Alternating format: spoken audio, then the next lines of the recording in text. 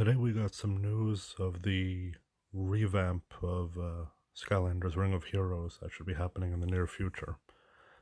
Today they outline the Portal Masters change that they're doing. I'll do a quick reading of the news and quick discussion of it. So it says, "Greetings, Portal Masters from Skylanders Ring of Heroes. Today we'll be introducing you to the first part of our revamped mechanics. Portal Masters. Until now, Portal Masters have played a limited role in the game. In the revamp, Portal Masters' participation in battles will have changed completely. In the revamped Skylanders Ring of Heroes, users will be able to upgrade Portal Masters directly. Each Portal Master will also possess skills. There will be 4 new Portal Masters, including the default Eugenie and George, joining Skylands. Let's meet them one by one. First, Portal Master, the Treasure House of Knowledge, Eugenie. When it comes to Portal Masters, Eugenie is a bookworm. She was most comfortable in the basement reading area of the library at her school. When Genie came through the portal to Skylands, Master Aeon recognized her strengths and allowed her full access to the Academy library. Master Aeon discovered that Eugenie possessed the ability to analyze the strength of Skylanders and utilize these strengths to benefit allies. Eugenie uses her skills to buff the attack stat of Skylanders. Second Portal Master, Shield of Protection, George. When the weak are in need of help, George's strength shined through. When George arrived in Skylands, the powers in the land sensed his strong heart. George was gifted with this power, an ability suited to his strengths. George is now able to create a shield of solid earth and stone that can compete with any other shield in Skylands. George uses protection skills to guard ally Skylanders. Third Portal Master, Tarot Master Trainee, Rio. Rio has always had an interest in connection with fortune-telling, especially tarot cards. When she became a Portal Master, she was excited to learn about the future and to be gifted this ability through the power of Skylands. Unfortunately for her, the only ability she received was to throw the cards as she wished.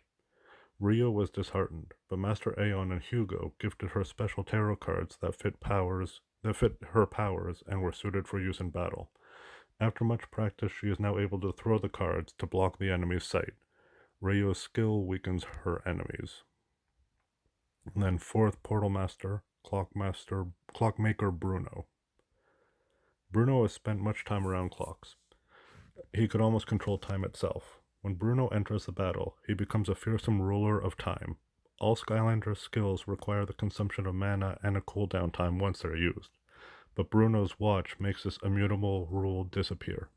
Bruno uses his skills to help in battle by controlling time.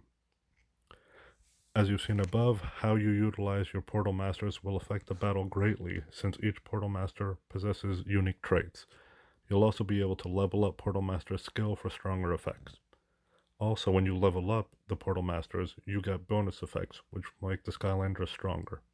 These bonus effects will also vary according to the Portal Master's traits. We hope you're excited, as we are, to utilize the new Portal Masters. Please note that more Portal Masters will be added to the game with future updates. So keep your eyes open. We'll be back with a second revamp, Notice Summoning. So right off the bat, at least my impression is that the Portal Masters seem like they're going to operate similar to the way that villains do. They will have a direct impact on the battle. It's unclear whether or not they're going to have cooldowns or how specifically it's going to work, but definitely they are going to be influential in the battle, similar to the way that the villains are. For the first one, we have a defensive Skylander. It says that she uses her skills to buff the attack stat of Skylanders. Sounds pretty useful to me. A lot of the endgame content really requires just having the highest attack stat possible and beating down some very high defensively statted enemies, so seems like a solid choice right off the bat. As far as the wording here, when this has a solid shield of earth and stone that can compete with any other shield in Skylands, I don't know if they're hinting that some of these Portal Masters are going to have elements attached to it when they say shield of earth and stone. But in the event that it's not, then that's just a euphemism for strong. And it says uses protection skills to guard all Skylanders. That could also be interesting. Imagining if it is as using this ability, a one-time shield that gives your Skylanders immune for one attack kind of thing, perhaps with a long cooldown attached to it or something along those lines. Or maybe just casting defense up on everything. Could be interesting, but generally attack usually means more than defense. As for the third Portal Master, I noticed something a little bit interesting. When it says, after much practice, she's now able to throw the cards to block the enemy's sight.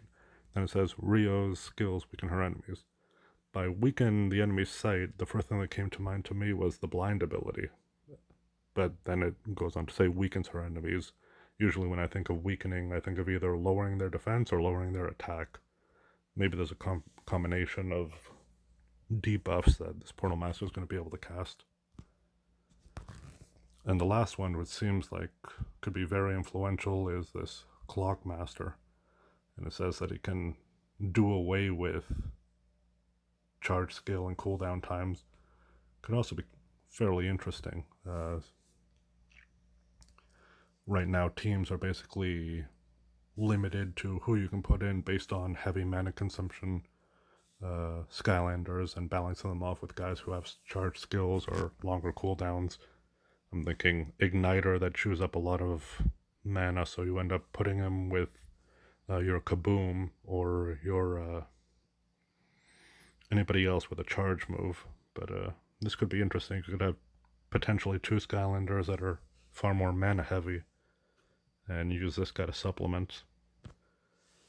Should be interesting to see what they do, and I'll keep you apprised when the second revamp notice about the summoning drops.